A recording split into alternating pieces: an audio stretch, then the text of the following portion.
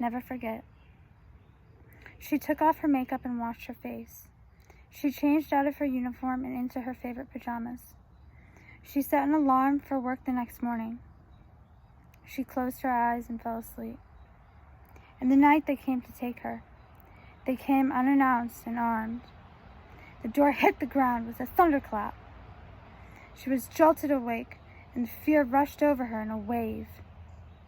Her boyfriend grabbed his gun to fight off these home intruders. Little did he know, these intruders had bigger guns. He fired a warning shot away from the intruders. He was met by a firing squad. The bullets rained down like hellfire. Smoke stifled the air while empty casings were pelted to the ground. The bullets didn't stop. They didn't hesitate. They knew their order was to kill. She lay lifeless on the ground, soaking in a pile of blood.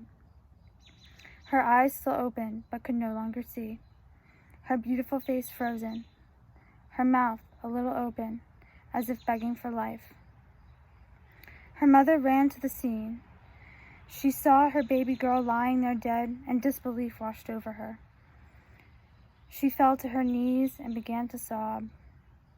Her baby had been killed by 8 bullets. How had 8 bullets found Brianna, her mother wondered. She was not a criminal. She was sleeping in her home. Her name was Breonna Taylor. Sons and daughters, may we never forget her name. A young man stretches before he begins his run. He thinks of what he will be doing later on that night. He plans on going to work tomorrow. He is a man who has done nothing wrong, his only crime the color of his skin. He thinks about his day as he runs through the trees. He doesn't know they are waiting. Suddenly, someone grabs him and he tries his best to fight back. He hears shots being fired, but he's not sure where. They release him and he tries to run, but something has gone wrong. He feels air escaping him. His knees begin to buckle. His body falls to the street, lifeless. His name was Ahmaud Arbery. Sons and daughters, may we never forget his name. He kissed his baby girl on the head before he left. He got in his car and drove to the store. He paid for his purchase with a $20 bill. The police were called as the store clerk believed the bill was counterfeit. The police walk up to his blue Mercedes, ripping him from the car like a rag doll. They handcuff an innocent man for a non-existent crime. Then he waits patiently on the curb as they take information from witnesses. They wrench him off the ground and march him across the street to the store. More officers arrive at the scene. He had done nothing wrong, so he refused to get in the car. The officers responded by grabbing him and forcing him to the ground, scorching his face on the hot asphalt. The officer's knee bulldozed down into the man's neck. The only sound that can be heard are his croaks, mimicking the noise of a clogged sink as he gasps for air. Foam begins to froth from his mouth. He can't swallow it, his airways blocked. His dark brown eyes race back and forth, turning red as the vessels begin to burst. His shoulders jump up and down as he tries to get up and get in the car. The officer won't let him free. I can't move, the dying man screams. But they don't listen. The officer forces his knee deeper and deeper into the man's neck. He gasps for air. He foams from the mouth. He bleeds from his nose. And then, if you looked, you could see the fear in his eyes. And you realize this man knows he is going to die.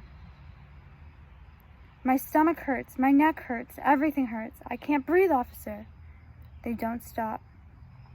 Blood gushes from his nose like a fountain, and foam is expelled from his chapped lips. His head moves in circles to try to break free from the officer's grip. The bystanders tell the officer to stop, but nothing can stop this monster. He holds on for his daughter. He holds on for his mama. He holds on for his life. He holds on for 9 minutes. Minute 9. He stops breathing. He stops responding. He stops moving. The officer doesn't stop. The knee doesn't lift. But this man is dead.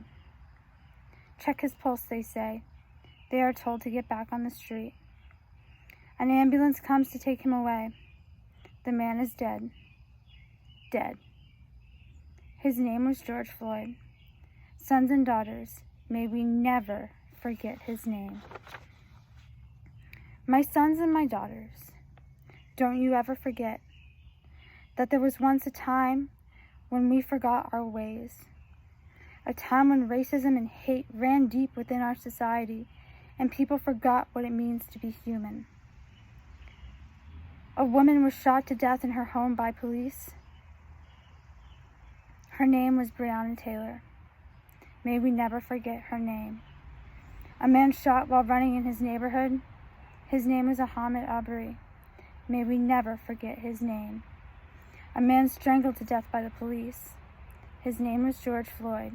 May we never forget his name. They all had one thing in common, and they were all black. My sons and my daughters, there came a time when enough was enough, and people took to the streets and were attacked.